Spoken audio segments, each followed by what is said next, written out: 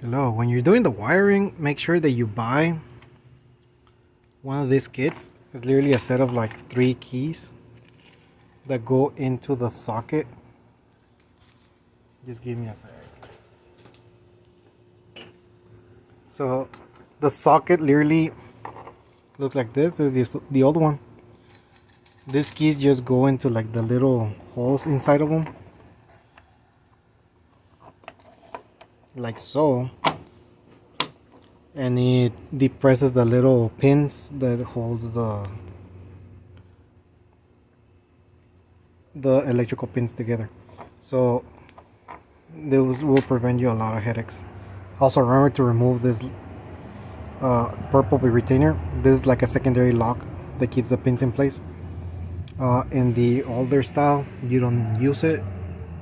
It's a mechanical restraint. This one has a double restraint, so be careful so you don't destroy your wiring.